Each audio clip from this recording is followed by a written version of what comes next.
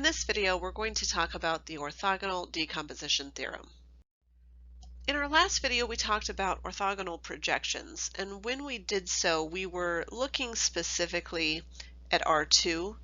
And so really this video is talking about the exact same thing that we just talked about in our last video, but it's more generalized because it's over any dimension.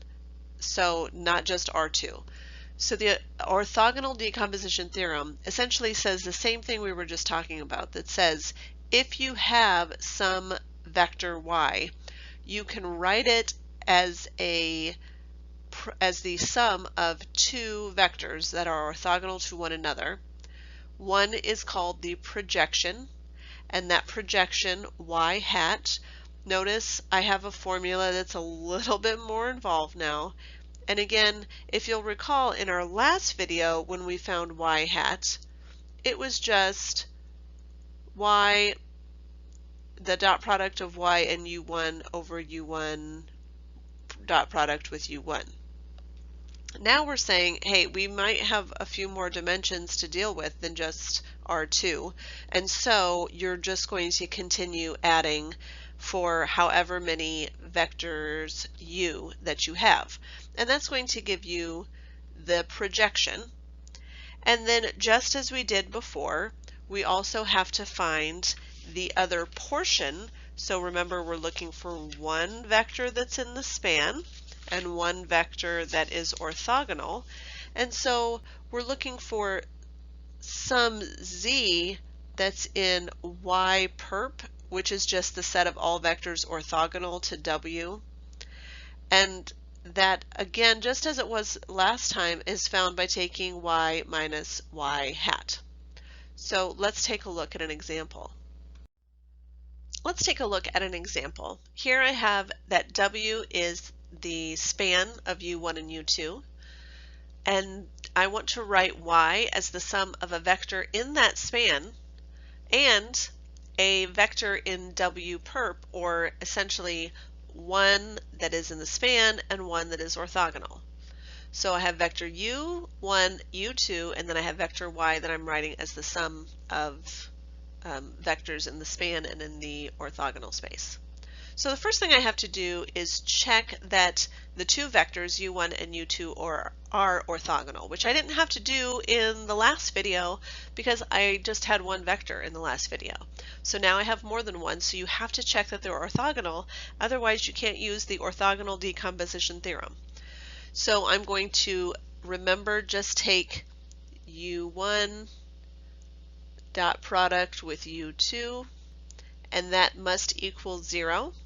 And if it does, then they're orthogonal. So here I've got 1 times 5, 3 times 1, and negative 2 times 4, which gives me 5 plus 3 plus negative 8, which is 0.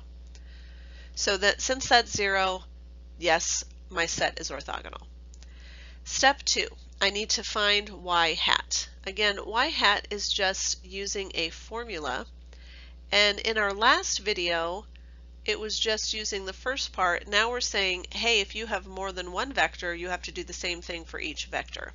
But it's really nothing new. So again, what I'm going to do is the fraction, or the scalar, is found by taking y times the vector as the numerator and the dot product of the vector by itself in the denominator.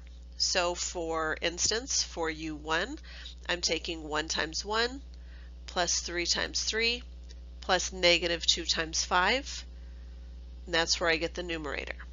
For the denominator, again, because this is u1, I'm taking 1 times 1 plus 3 times 3 plus negative 2 times negative 2.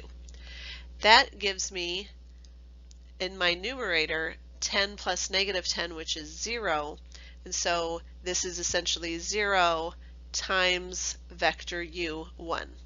So notice down here I've just written that as 0. For vector u2, I'm taking 5 times 1, which is 5, 1 times 3, which is 3, and 4 times 5, which is 20. That's my numerator.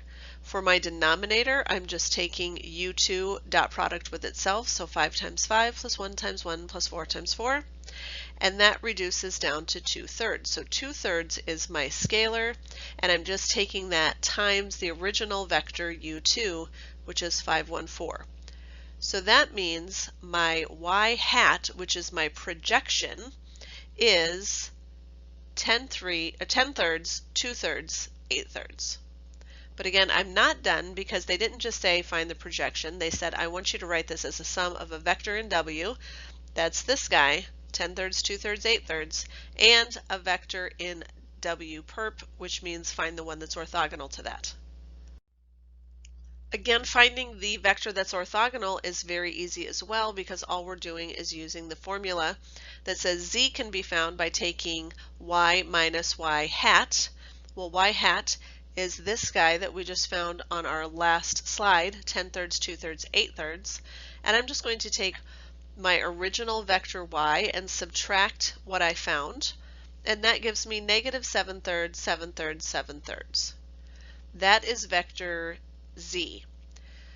My question asks me to write y as the sum of the vector in W and the vector in the transpose. Well, this guy belongs to, not transpose, excuse me, I looked at the t and said transpose.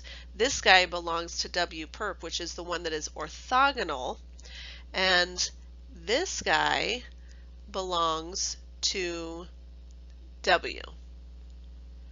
So my final step is to just put them together. Y, which is 1, 3, 5, is the sum of those two vectors that I found. And again, you can check. 10/3 plus -7/3 is 3/3, which is 1. 2/3 plus 7/3 is 9/3, which is 3. And then 8/3 plus 7/3 is 15/3, which is 5. So all of those work out, and I've done exactly what I need to do.